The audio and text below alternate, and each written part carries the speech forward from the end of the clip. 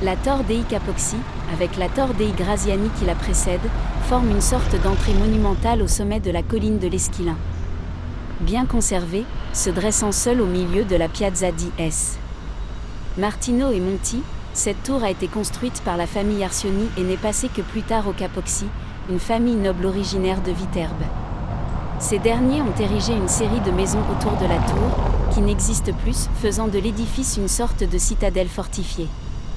La nette différenciation chromatique bien visible à la hauteur du troisième étage indique précisément la limite sous laquelle les bâtiments étaient attachés à la tour et qui ont été démolis à la fin du XIXe siècle. En conséquence, les murs ont dû être restaurés et reconstruits en murs rideaux.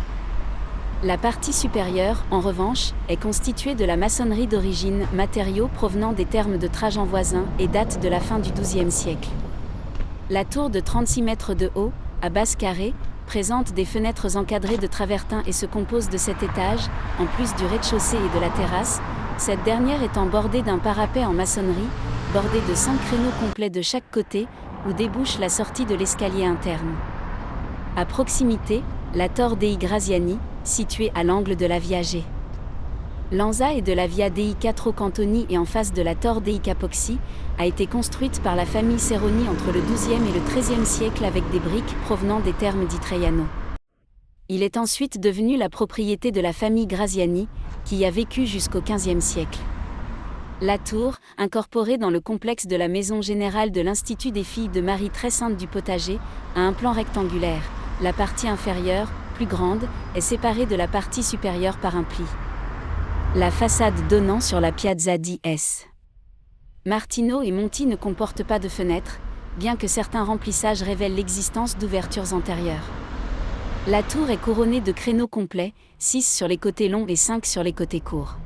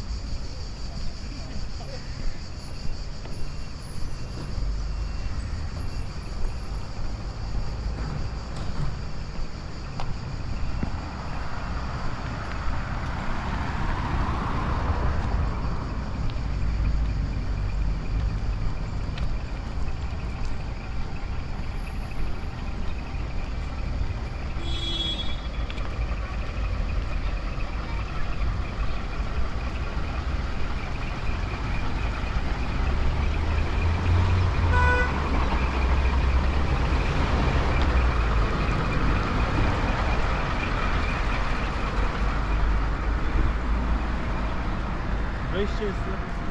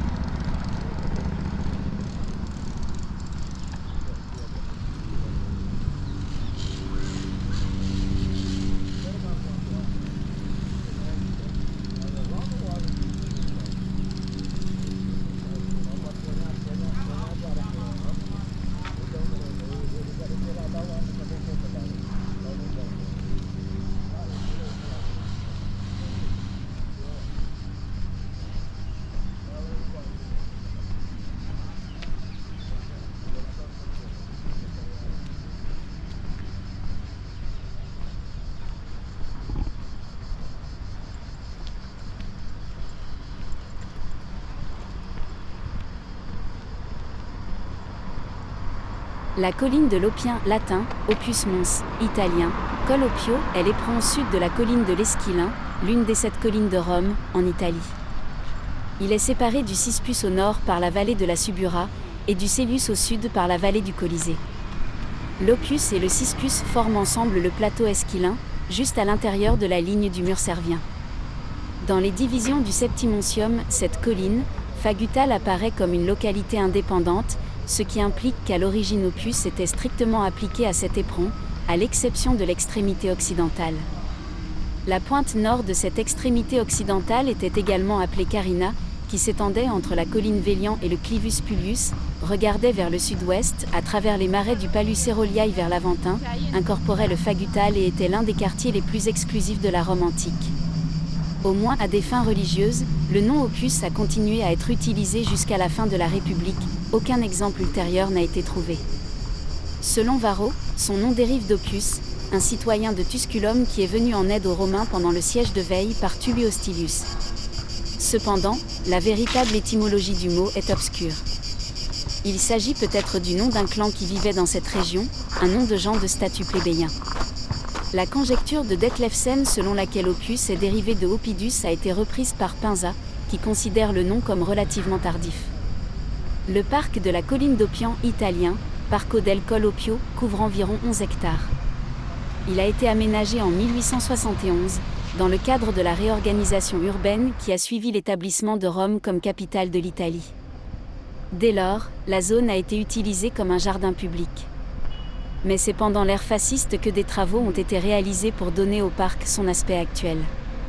Ces travaux ont été planifiés en 1928 sous la direction de l'architecte Raphaël de Vico et achevés en 1936. Les travaux comprenaient les fontaines, les statues et les sculptures en marbre qui décorent le parc aujourd'hui. Une avenue centrale descend la colline jusqu'au Colisée, offrant une vue attrayante. Le parc de la colline d'Oppian est considéré comme un parc archéologique. Une grande partie de la Domus Aurea, maison d'or de Néron, se trouve en dessous, et il contient également les ruines des thermes de Trajan et des thermes antérieurs de Titus.